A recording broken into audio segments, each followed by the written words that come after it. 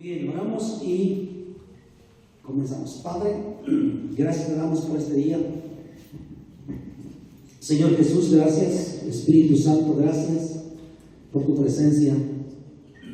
Ahora queremos que tu presencia siga permaneciendo en este lugar y que tú seas nuestro maestro, nosotros tus discípulos. Nos sentamos ahí en tus pies para ser instruidos, escuchar tu voz y prepararnos. Te lo pedimos en el nombre de Jesús. Amén. Bien, hoy vamos a ver la continuación del proceso del arrebatamiento, parte 2. Aquí vamos a ver específicamente quién se irá en el arrebatamiento y quién no se irá. Así que agarrémonos y que esto sea para que nuestra vida pues esté entregada y bien alineada en el camino del Señor. Bien, estamos leyendo 1 Corintios capítulo 15 versículos 51-54. Eso lo leímos la semana pasada. ¿Qué pasará con nuestro cuerpo antes del arrebatamiento? Eso es lo que trata en ese párrafo o esos versículos. ¿Qué pasará con nuestro cuerpo? Aún los que ya no están vivos y los que están vivos, ¿qué pasará con el cuerpo? Y eso ya lo vimos. En el versículo 45, leyendo más atrás, dice: así también está escrito: fue hecho el primer hombre Adán, alma viviente. Esto se refiere el Adán literal de Génesis, capítulo 1, capítulo 2. Eso es lo que se refiere aquí. El postrer Adán, hay un postrer Adán, espíritu vivificante. ¿Ok? Aquí vemos dos Adán: el Adán de alma viviente y el Adán de espíritu vivificante. El postrer Adán se refiere a Cristo, ¿ok? Así como Cristo resucitó de la muerte, llegó a ser un espíritu vivificante, esto significa que tuvo una nueva forma de existencia, es decir, un cuerpo glorificado, ya no un cuerpo humano, sino un cuerpo glorificado. Recordemos que con ese cuerpo glorificado ya no necesita estar caminando para transportarse de un lugar a otro, ya no necesita que le abran la puerta para poder ingresar a un lugar cerrado, ya no necesita viajar varias horas de un lugar a otro, es decir, su transportación es así rápido. Ese es el cuerpo glorificado, es el cuerpo que tuvo nuestro Señor Jesucristo, un nuevo cuerpo. Entonces los que esperamos al Señor, esa es la forma, la manera que nuestros cuerpos van a sufrir esa metamorfosis, ese cambio, esa transformación, y de esa forma es como podemos ser levantados y subir al aire para encontrarnos con Cristo, ¿de acuerdo? Porque este cuerpo natural no puede elevarse, no se va a poder subir, no puede, porque hay una ley de la gravedad, que todo lo que está arriba va para abajo, ¿ok? Entonces nuestro cuerpo natural, material, está sujeto a esa ley, ¿de acuerdo? Está sujeto porque nuestro cuerpo está viviendo y está programada a vivir en esta dimensión, ¿sí? Hay una dimensión de una separatura del cielo para acá, es una dimensión, y más para arriba es otra dimensión. Entonces nuestro cuerpo tiene que ser transformada a una dimensión diferente para que pueda elevarse y ser levantado y encontrarnos con Cristo allá arriba, ¿de acuerdo? Es un encuentro que va a suceder a nivel mundial de todos los cristianos a encontrarse con Cristo. Cristo Jesús va a estar allá en el aire, en las nubes, allá no va a venir la tierra, sino que va a esperarnos allá en el aire, ahí es donde vamos a encontrarnos con Cristo. Hoy en día Hay muchas personas, inclusive cristianos, que tienen muchas limitaciones físicas o mentales o emocionales, y están sujetos a eso. Por ejemplo, hay personas que han perdido la vista y no pueden mirar, pero creen en Dios y a través de sus oídos escuchan la palabra del Señor. Otros han perdido el audio, son sordos y no pueden oír. Sin embargo, por la gracia de Dios, no sé cómo, pero ellos escuchan las cosas de Dios. Otras personas tienen problemas en el caminar porque les falta una pierna por un accidente o lo que sea, y están incompletos. Pero todos estos impedimentos físicos o emocionales, cuando llegue ese día, todo va a ser normal, porque nuestros cuerpos tendrán un cambio total, y esos impedimentos físicos ya no van a existir, ¿sí? Ya no van a existir. Entonces, esa es la esperanza, porque Cristo Jesús fue, después de su resurrección, fue un alma vivificante, un cuerpo glorificado, y eso es lo que nos ayuda y nos anima a seguir adelante creyendo en el Señor. En el versículo 52 encontramos también, dice: en un momento, en un abrir y cerrar de ojos, al final la trompeta, porque se tocará la trompeta y los muertos resucitarán incorruptibles y nosotros seremos transformados. En el versículo atrasito, el 51, dice: no todos dormiremos. Esta es una forma de cómo decir referente a la muerte, ¿ok? Significa que los cristianos que estemos vivos en ese día no moriremos, solo seremos transformados de una manera inmediata, rápida, porque tocas la trompeta, pues está sonando la trompeta, ¿verdad? Entonces los vivos seremos transformados. Hay una pregunta, o más bien, eso de cuando el apóstol Pablo habló de la trompeta, de las trompetas, el sonido de trompeta, originalmente esa palabra trompeta es shofar, pero está traducido en español y dice trompeta, pero realmente el original es shofar. Bueno, los judíos cuando escuchan esto, ellos inmediatamente se remontan y saben lo que significa los toques de trompetas. En el Antiguo Testamento hay una regla, hay una ley, hay una forma de cómo tocar las trompetas, y cada sonido de trompeta anuncia una cosa diferente a otro sonido de trompeta.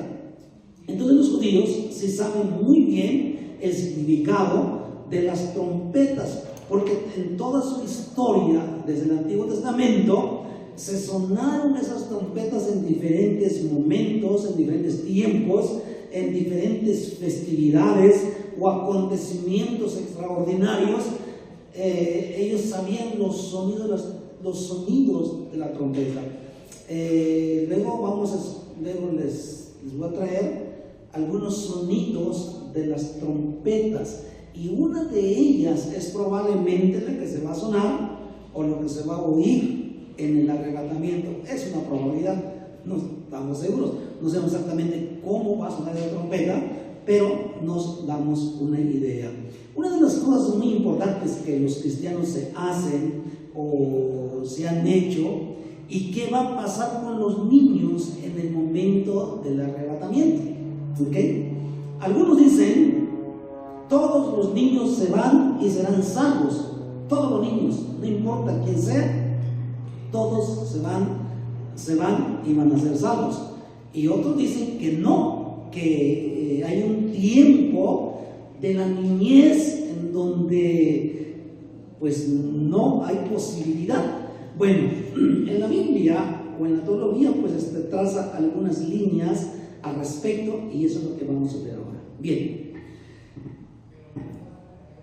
Después de la niñez, entre de 8 años en adelante, 10, 12 años, ese niño ya está consciente y sabe lo que es bueno y lo que es malo. Ya perdió la inocencia. Después de los 8 años, o un poquito antes, los niños de hoy ya perdieron la inocencia y ya actúan como si fueran adultos, ¿sí? Ya como si fueran adultos. Dicen, la primera teoría dice que todos los niños se van y serán salvos. La siguiente teoría dicen que no, hay una edad donde después que rebasan esa edad, si no se arrepienten, no van a ser salvos. ¿Ok? Lo vemos en el mundo actual, que existen niños menos de 8 años involucrados en la maldad, ¿sí? Ya involucrados en la maldad, ya niños de menos de 8 años ya están involucrados en pandillas, involucrados en cosas que no se debe hacer, ya hacen cosas malas. Inclusive se ha visto en las noticias que ya son asesinos de sus papás, de sus propios papás o con otras personas. En Estados Unidos, si ustedes se acuerdan, ha habido ocasiones en que niños han cargado armas para asesinar precisamente a otros niños. Bueno, en eso no sé exactamente de cuántos años eran esos niños, pero ya existe la maldad. Ahora, los niños en Cristo son los que van a ser salvos o van a ser arrebatados. Y los padres, fíjense bien, los padres y la iglesia son los responsables de que sus niños que vienen a la iglesia o van a ser levantados o se van a quedar. Muchas ocasiones la iglesia o las congregaciones no les interesan mucho los niños, ¿sí? Y los niños pues no se les da una atención personalizada para ellos, y tampoco se preocupan acerca de su salvación, y muchas veces piensan, es un niño y se va a ser salvo, pero en realidad no. Ahora, la iglesia tiene una responsabilidad. Cuando hay niños en la iglesia, tienen una cierta responsabilidad, pero los más responsables son los padres. Tienen que tener la responsabilidad y la preocupación y la tarea de llevarlos a Cristo personalmente como padres, ¿sí? Muchas veces los padres le dejan esa tarea al pastor o le dejan la tarea a la iglesia. Pues ellos que lo lleven, ellos saben cómo hacerlo. Bueno, si eres padre, ¿cómo no vas a saber llevar a tu hijo a Cristo? ¿Cómo no vas a saber? Por eso ahí está la importancia de que los padres sean instruidos y entrenados de cómo manejar a su familia y principalmente a sus hijos. Ok, ¿quiénes son los responsables directamente en una iglesia de los niños? Son los maestros. Los maestros de los niños son los responsables. A mí me ha molestado en algún momento de nuestros maestros de otras generaciones y les pregunto, oye, ¿esos niños ya se van a Cristo? No, pastor. Entonces, ¿qué estás haciendo? Entonces, ¿por qué estás con ellos y no los llevas a Cristo? Ellos son los responsables directamente. Ellos, los maestros, son los que tienen que verificar. Cuando un niño entra a su grupo, ver cuántos años tiene y verificar y compartir el evangelio, los pasos para ser salvos y llevarlos a Cristo. Porque si no hacen esa labor, entonces ¿para qué están ahí? ¿O qué están haciendo? Imagina nada más maestros teniendo niños y que se pierdan o no se vayan con el Señor en el día del arrebatamiento. Qué frustración o qué pena que esos niños se queden. Entonces los maestros son los responsables directos y los padres. Es decir, los padres y los maestros deben trabajar de manera conjunta junta de manera unida para que esos niños desde la niñez que acepten a Jesús en su corazón. Y uno dice, no, pastor, pero son niños y ellos tienen que decidir cuando sean grandes. No, es una mentira, es una mentira. Los maestros y los padres tienen la responsabilidad de compartirles a los niños a Cristo. Un niño sí entiende. Muchos dicen, este niño no entiende. El niño no entiende. Cuando sea adulto, que tome su decisión y yo no le puedo obligar. Eso es una mentira, eso es una flojera. Ese es irresponsable respecto a eso. Los niños en sus diferentes edades, en su edad, es la forma como hay que evangelizarlo. En su edad, en su etapa. Y en esa etapa el niño lo va a entender. Los niños entienden, comprenden las cosas. Por el hecho de ser niño no va a ser salvo. Un niño debe llevarse a Cristo, porque si hablamos a esta teoría que una cierta edad se va a terminar su inocencia y su tiempo de gracia de salvación. Los padres, es cierto, le dan cobertura a los niños, como dice Corintios, que se le da cobertura a los niños hasta cierta edad, pero cuando ya tienen razonamiento y entendimiento de las cosas, es donde ya pierde, se supone, ese momento o ese límite de gracia, y ellos tienen que aceptar a Jesucristo en su corazón. Allí en Génesis 8:21, y percibió Jehová olor grato, y dijo Jehová en su corazón, no volveré más a maldecir la tierra por causa del hombre, porque el intento del corazón del hombre es malo desde su juventud, ni volveré más a destruir todo ser viviente como he hecho. Estamos en el capítulo 8 de Génesis, es como decía al principio. Y Dios dice que el corazón del hombre,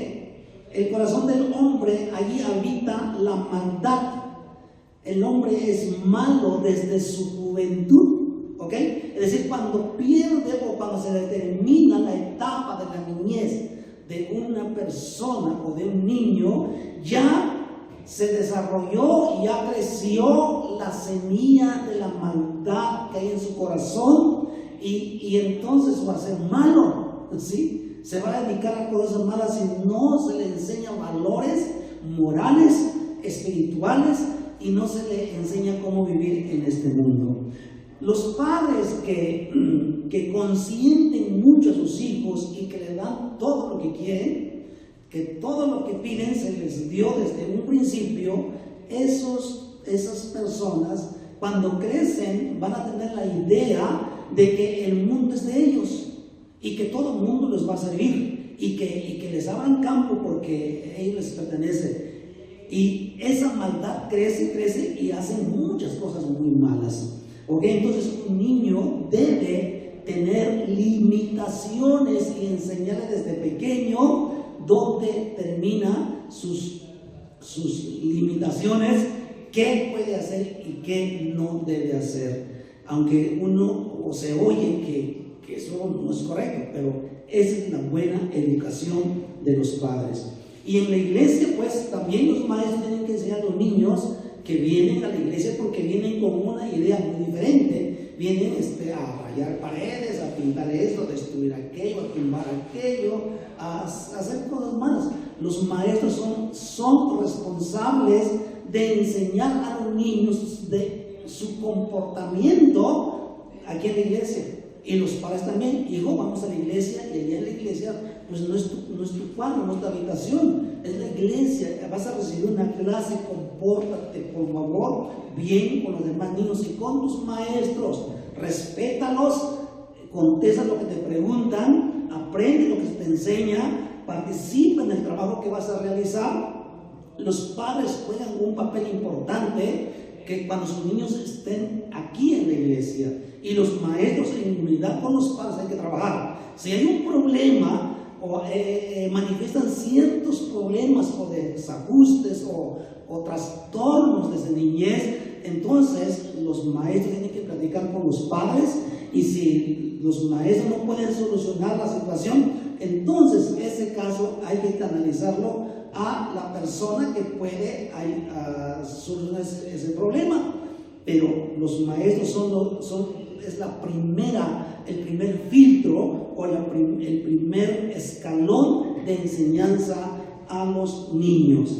Entonces los niños sí se les termina un momento en donde ya no son niños, y allí pues ya no son niños, y por ende pues ya no pueden ser salvos el hecho de que sean niños. En Sodoma y Gomorra, cuando fue destruido, Dios destruyó esas dos ciudades. ¿Qué creen? ¿Había niños o no había niños? Había niños. Y cuando Dios dijo, todos van a morir, y todos se murieron, fue una destrucción. No sabemos exactamente, aquellos niños muy inocentes, ¿qué pasó? No sabemos exactamente, pero ahí el que se salvó solamente son los que los ángeles los sacaron, ¿sí? Son los únicos que se salvaron. No tenían niños, son adultos, pero la destrucción fue total, no hubo salvación. En Oseas capítulo 4, versículo 6, mi pueblo fue destruido porque le faltó conocimiento. Por cuanto desechaste el conocimiento, yo te echaré de sacerdocio, y también olvidaste la ley de tu Dios, también yo me olvidaré ¿de quién? De tus hijos. ¿Se fijan? Cuando los padres olvidan la ley de Dios y no se sujetan y no conocen la ley de Dios, dice Dios que se va a olvidar también de sus hijos. Qué tremendo. 16 de Números, versículos 27 al 33. Aquí vamos a encontrar una familia del pueblo de Israel, que estos de plano se soltaron y se rebelaron contra la autoridad de aquel tiempo. Y vamos a ver qué pasó. Números capítulo 16, versículo 27 en adelante. Y se apartaron de las tiendas de Coré y de Datán y de Abiram en derredor. Y Datán y Abiram salieron y se pusieron a las puertas de sus tiendas con sus mujeres, sus niños y sus pequeñuelos. Y vamos a ver qué pasó. Y dijo Moisés: en esto conoceréis que Jehová me ha enviado para que hiciese todas estas cosas, y que no las hice de mi propia voluntad. Si como mueren todos los hombres, murieren estos, o si ellos al ser visitados siguen la suerte de todos los hombres, Jehová no me envió. Mas si Jehová hiciere algo nuevo, y la tierra abriere su boca, y los tragare con todas sus cosas, y descendieren vivos al Seol, entonces conoceréis que estos hombres irritaron a Jehová. Y aconteció que cuando cesó él de hablar todas esas palabras, se abrió la tierra que estaba debajo de ellos, abrió la tierra su boca y los tragó a ellos, a sus casas, a todos los hombres de Coré y a todos sus bienes, y ellos con todo lo que tenían descendieron vivos al Seol, y los cubrió la tierra y perecieron de en medio de la congregación. ¿Se fijan? Ahí dice el versículo que iniciamos, que estaban ahí con sus hijos y sus pequeñuelos. Sus hijos y sus pequeñuelos, que estaban niños. Y ahí estaban como que salieron ahí a por sus tiendas, como retando a Moisés. Aquí estamos, a ver qué pasa. Aquí estamos, a ver qué contigo, a ver qué. Me imagino así, ¿no? Fanfarroneando y provocando y desafiando la autoridad. Y ahí vemos lo que sucedió.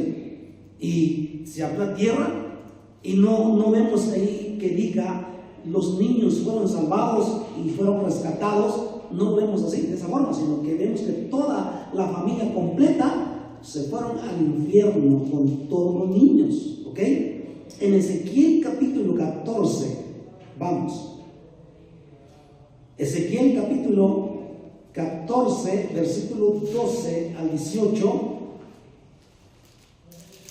Vino a mí palabra de Jehová diciendo: Hijo de hombre, cuando la tierra pecare contra mí, rebelándose pérfidamente, y extendiere yo mi mano sobre ella, y le quebrantare el sustento del pan, y enviare en ella hambre, y cortare de ella hombres y bestias, si estuviese en medio de ella estos tres varones, Noé, Daniel y Job, ellos por su justicia librarían únicamente sus propias vidas, dice Jehová el Señor. Y si hiciere pasar bestias feroces por la tierra, y la asolaren y quedare desolado, de modo que no haya quien pase a causa de las fieras, y estos tres varones estuvieran en medio de ella, vivo yo, dice Jehová el Señor, ni a sus hijos ni a sus hijas librarían, ellos solos serían librados, y la tierra quedaría desolada.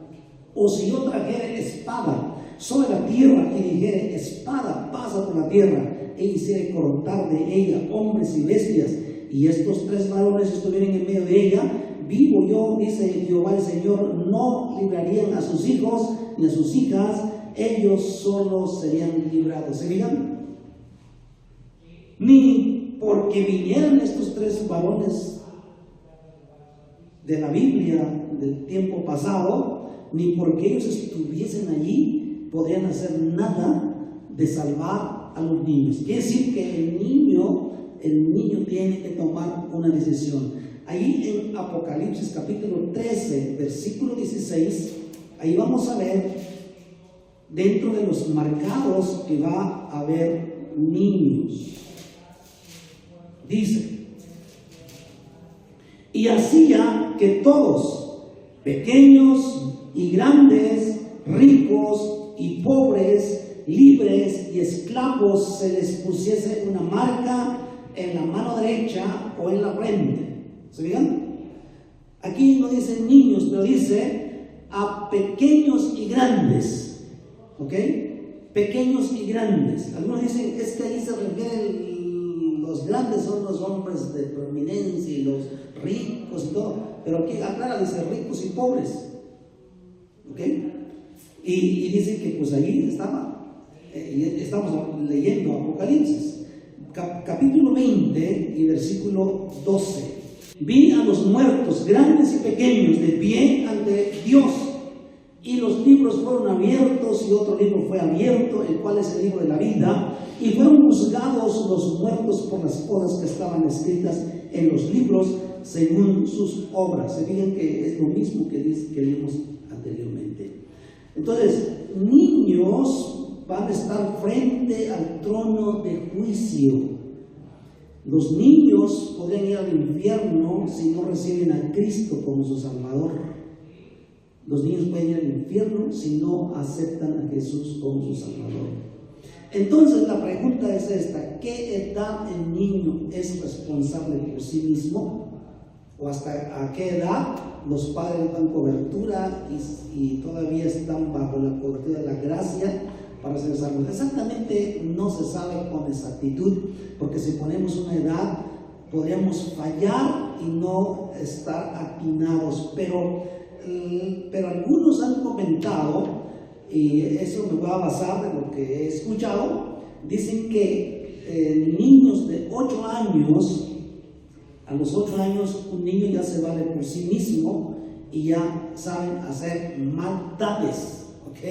Es decir, es solamente una idea, no es que porque lo dijeron y porque es así, porque un niño puede hacer maldades hasta mucho menos de 8 años, pero la opinión ha sido más o menos a esa edad, que allí se determina el tiempo de la gracia y tiene que tomar sus propias decisiones, pero es un niño que todavía está bajo el mando y la autoridad de los padres, ¿ok? Es un niño donde tiene que ser forjado, instruido por los padres, y mayormente si son cristianos los padres, y van a la iglesia, precisamente es donde más tienen que preocupar y ocuparse de la vida de sus niños. Pero según lo que han comentado predicadores, exégetas y estudiosos de la palabra, dicen que más o menos a esa edad. Y el niño que ya rebase los 9 años, ese ya es un niño que hay que llevarlo a Cristo tan pronto se pueda, porque ya sabe qué es lo malo y qué es lo bueno. Ya hacen cosas tremendas. Hoy en día ya hacen muchas cosas con la ciencia, con la tecnología, y es un niño ya no es inocente. ¿Ok? Alguien dijo, y yo puedo compartir esa idea, que un niño de 9 años, si se quiere bautizar, hay que bautizarlo, ¿sí? Ya a esa edad, si el niño ya aceptó a Cristo y él dice, yo me quiero bautizar, hay que bautizarlo. En una cruzada de un evangelista muy renombrado hoy en día, él dijo que en una cruzada evangelística que él estaba celebrando, y estaba llamando a la gente, y pues él llamaba a la gente adulta, que se arrepientan y que vengan a aceptar a Jesús. Pero para su sorpresa, entre los que venía un niño de 5 años. Corrió al frente con lágrimas en sus ojos, diciendo, yo quiero aceptar a Cristo, yo quiero aceptar a Cristo, yo quiero.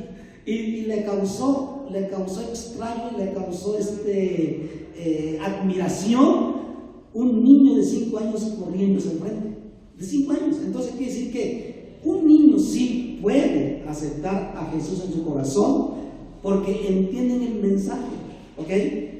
Un niño no es tonto, no lo tildemos, no entiende, es que no entiende, no va a entender el mensaje. No, el evangelio es universal para todas las edades y lo entienden perfectamente. Y mayormente, si son maestros de niños, ellos tienen la habilidad y la capacidad de cómo transmitir el evangelio a las diferentes edades.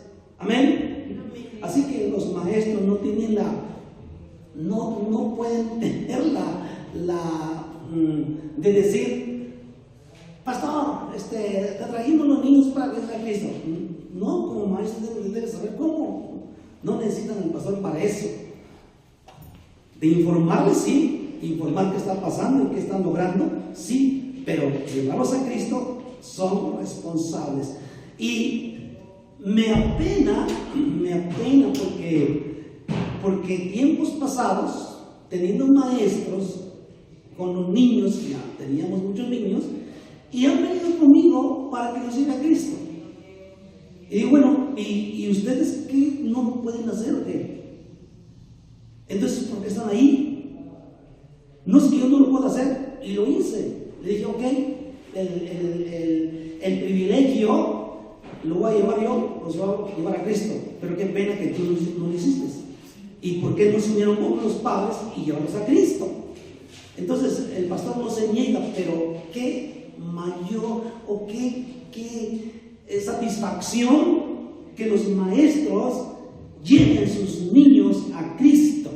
Es una satisfacción que ellos trabajen teóricamente en forma del pastor, y nos dicen, qué bueno, gloria a Dios, pues ahora cuídenos, ahora oriéntanos, ahora dale seguimiento a su vida espiritual. Y precisamente la iglesia debe tener esa labor, esa organización de que el niño debe crecer espiritualmente como va creciendo físicamente. La atención adecuada hasta cuando llega el momento de la adolescencia, entonces hay que pasarlo a otro grupo, ¿sí? Los maestros, hermanos, deben sentirse orgullosos, deben tener la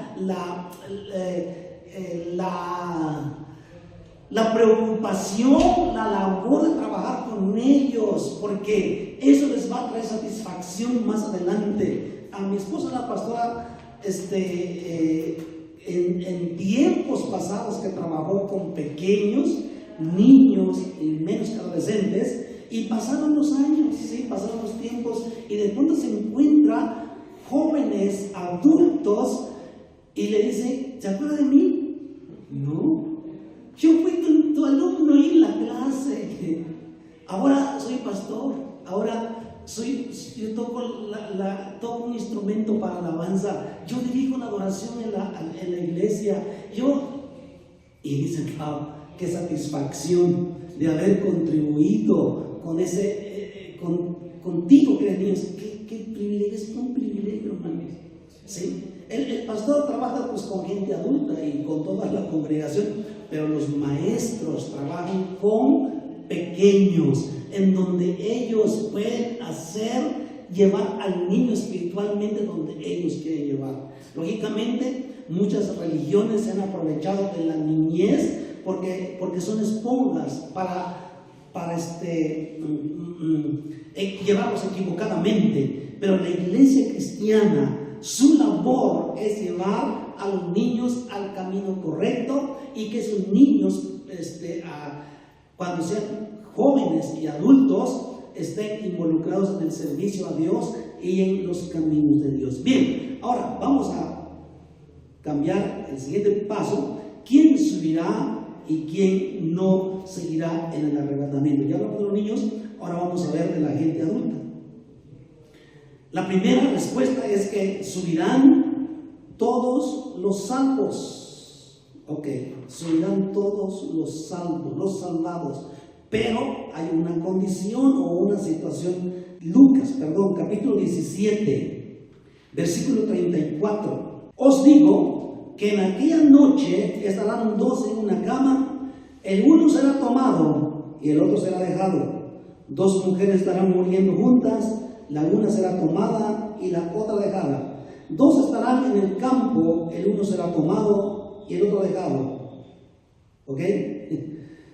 Fíjense bien, aquí está hablando dos personas diferentes, una que es cristiana y a otro que no es, o uno que es un cristiano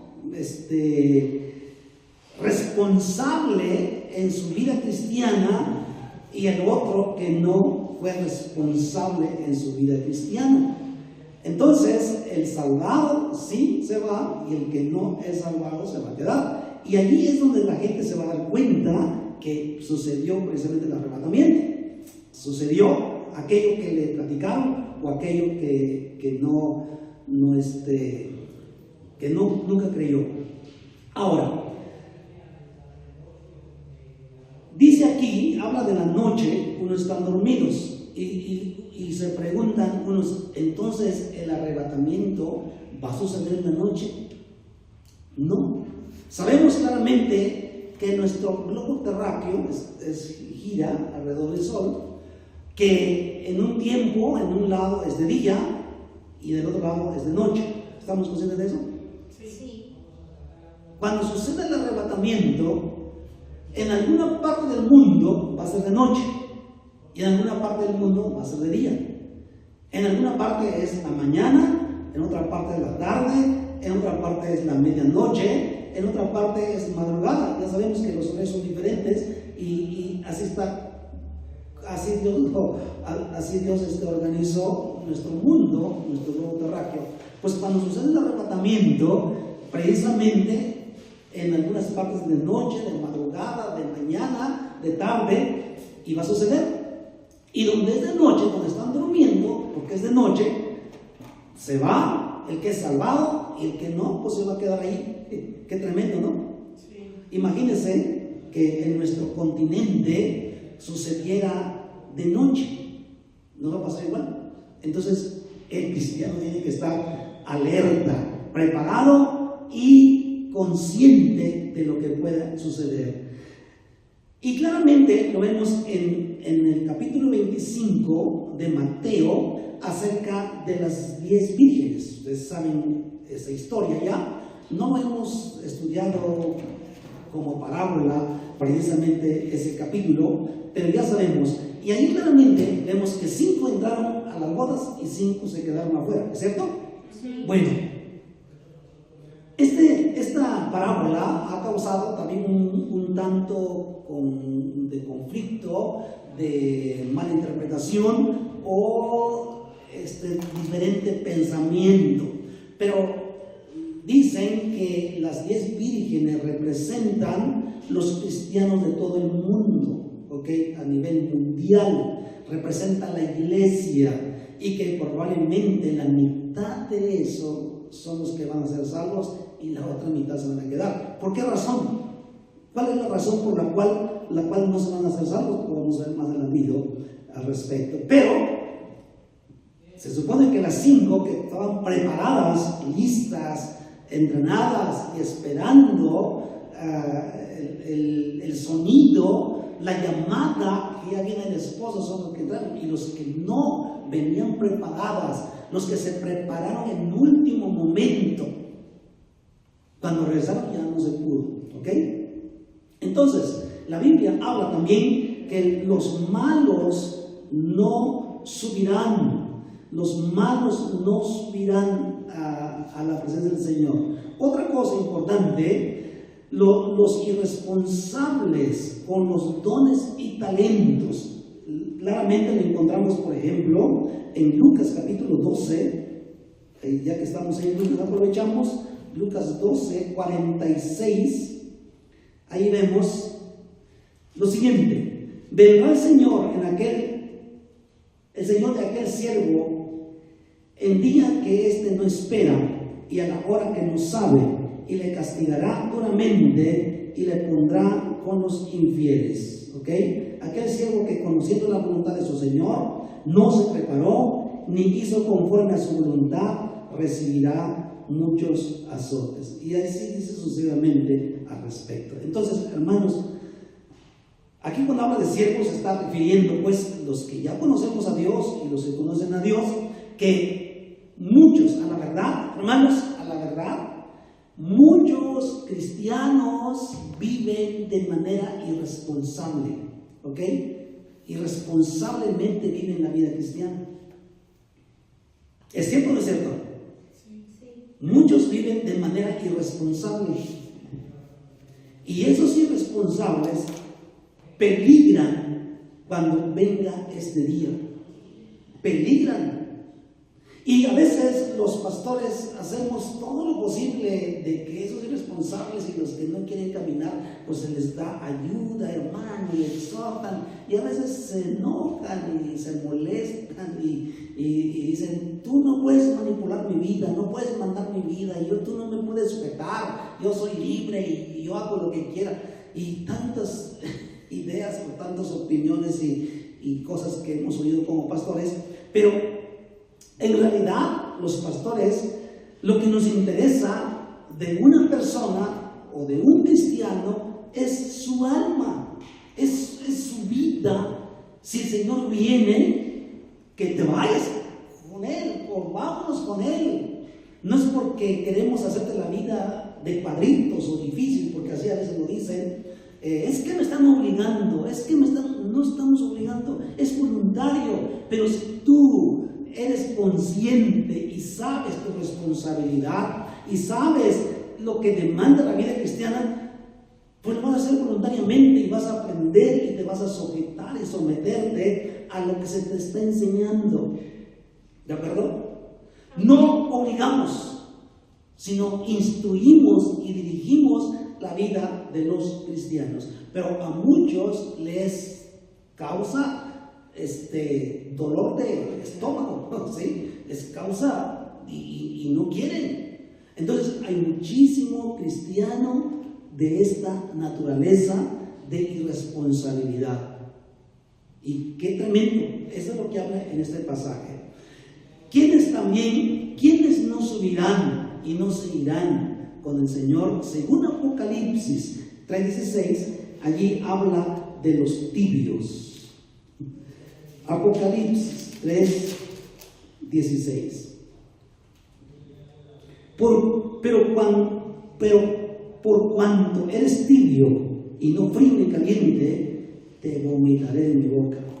Esto está hablando de una iglesia, de la iglesia de la Odisea, que en aquel tiempo es una iglesia tan valiente que realmente está viviendo una vida cristiana de manera irresponsable. Y la exhortación que el Señor Jesús hizo a esta iglesia precisamente es eso: eres tibio.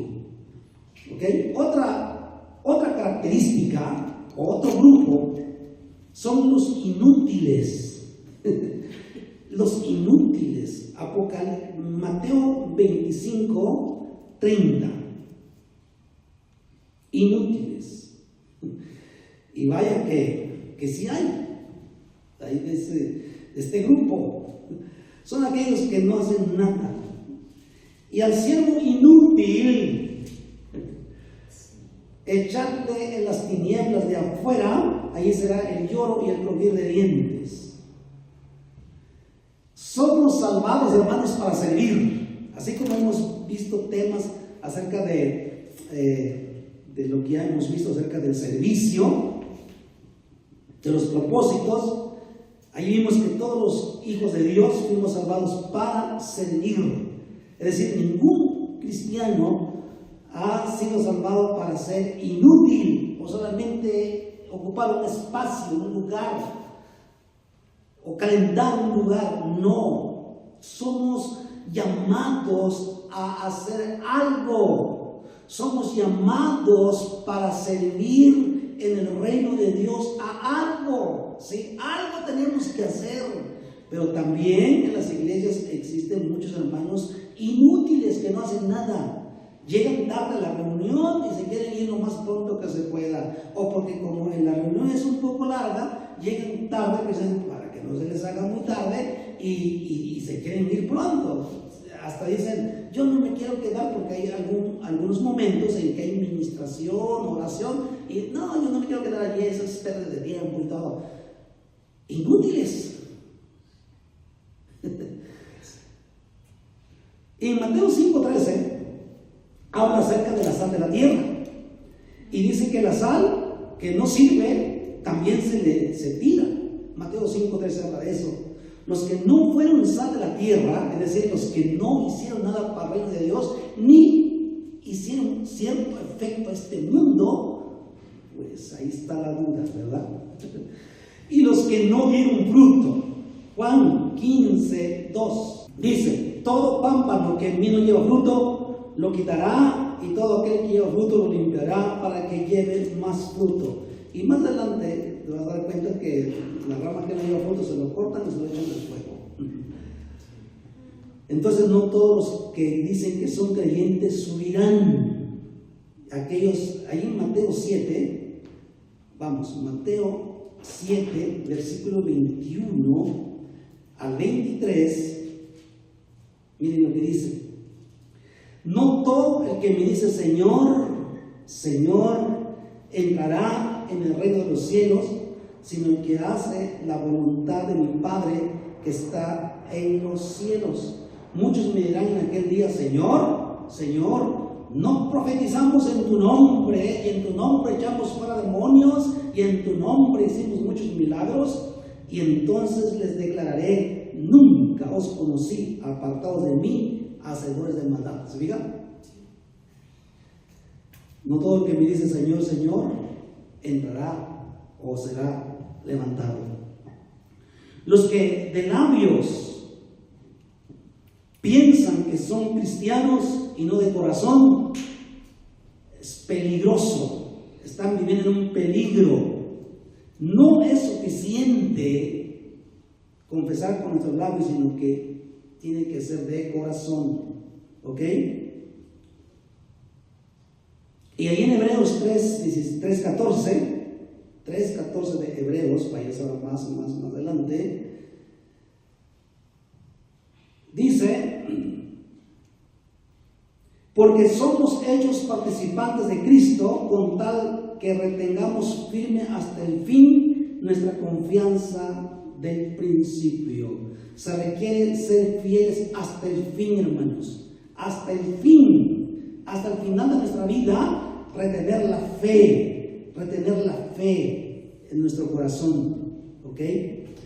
Ahí en Lucas capítulo 2:20, regresamos nuevamente a Lucas 2:20, cuando los discípulos regresan de la misión que se les encomendó el Señor, estaban muy alegres, muy felices, y dicen, Señor, No te imaginas y no viste lo que pasó allá cuando fuimos a predicar el Evangelio. No, los demonios se sujetaban y se sanaban los enfermos y estaban muy regocijantes los discípulos.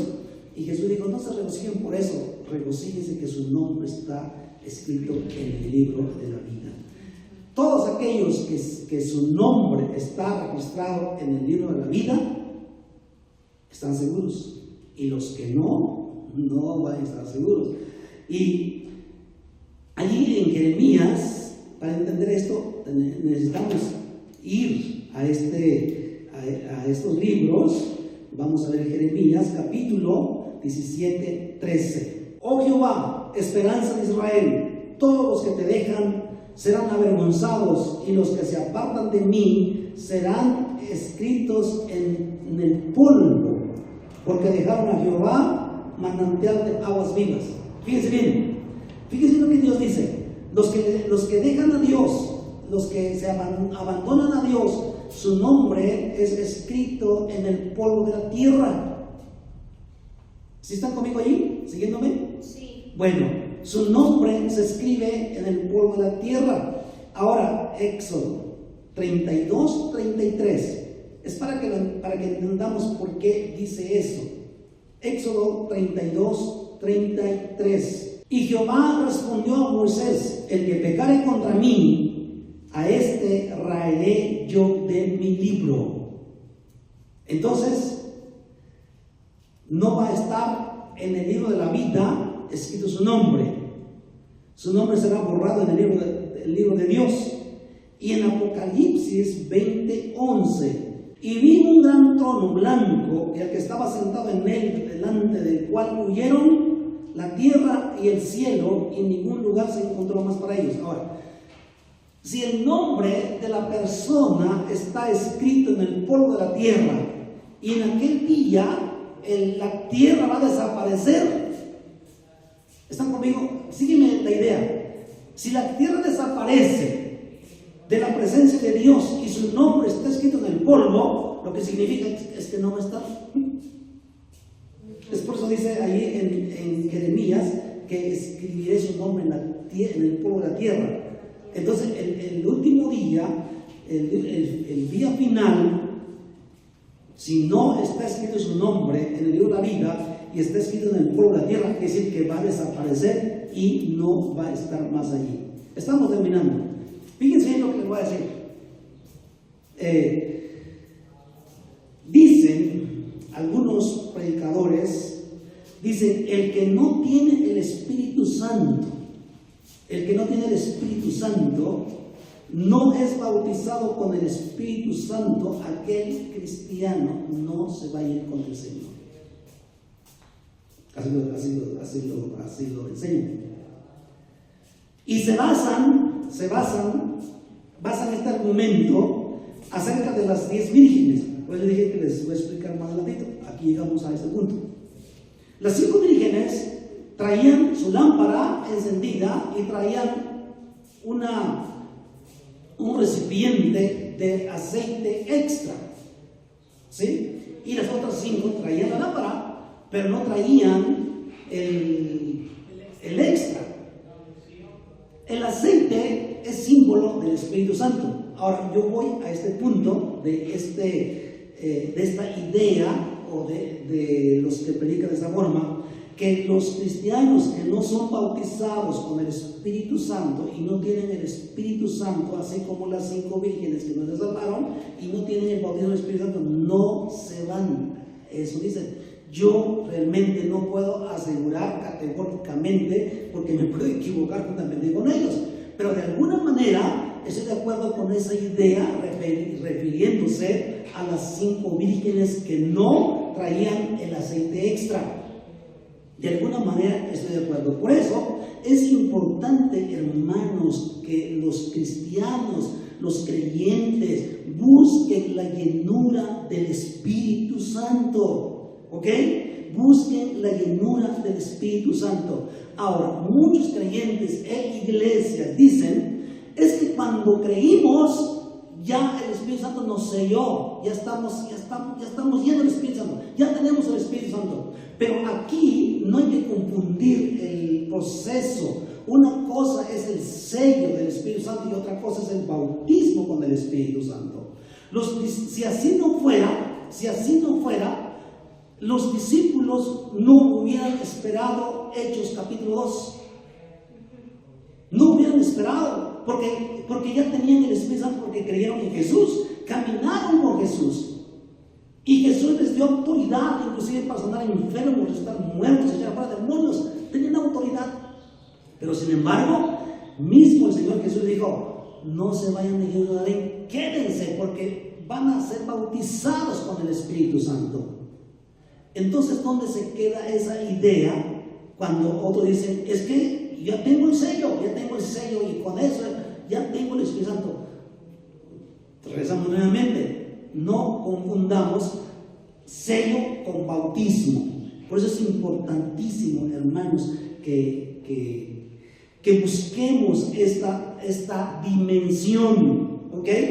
Que busquemos esta dimensión. Y yo personalmente estoy de acuerdo que cada cristiano tiene que buscar y tiene que ser bautizado y llenado con el Espíritu Santo.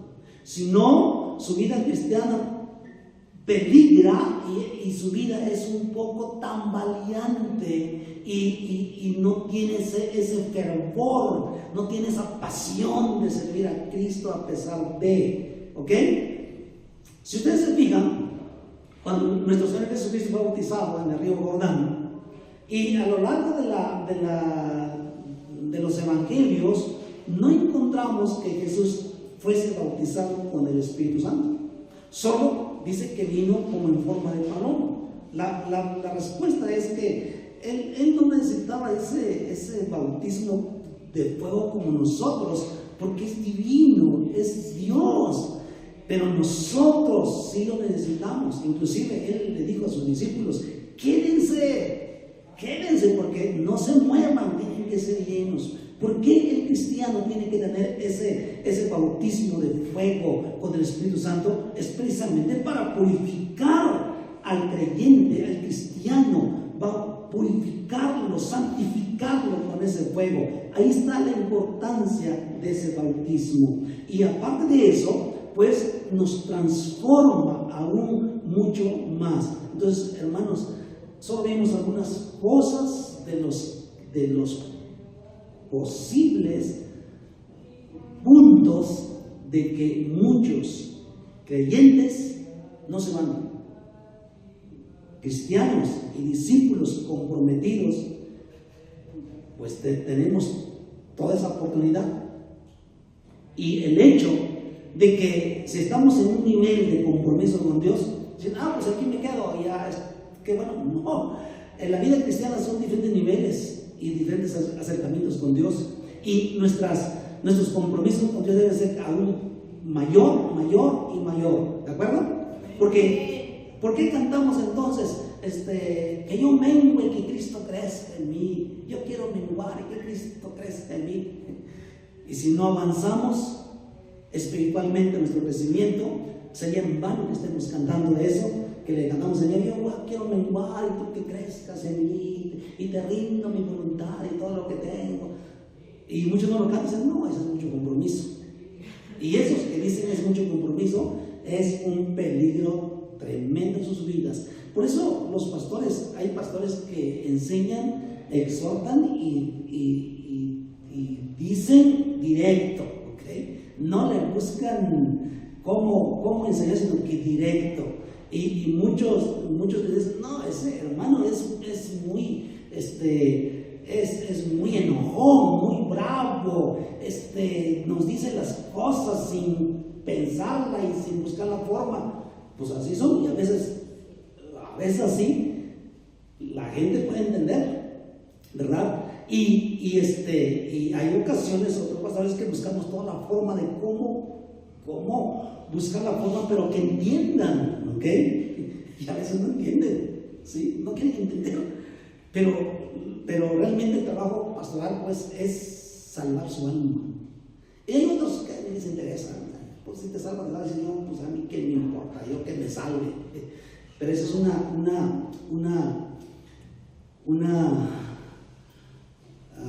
no es hacer bien la labor a la que fuimos llamados.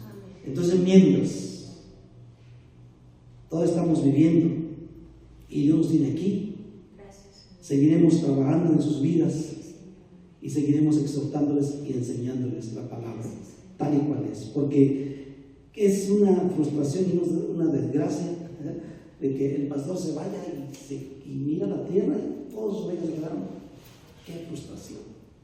Pero qué maravilloso que tú te levantas y tu gente se va contigo a recibir con Cristo en el aire. Eso es una victoria total. Así que, hermanos, miremos a ese punto y sigámonos preparándonos, porque las señales se siguen agudizando, las señales se siguen creciendo, y eso nos dice que el Señor viene pronto. ¿Ok, Padre?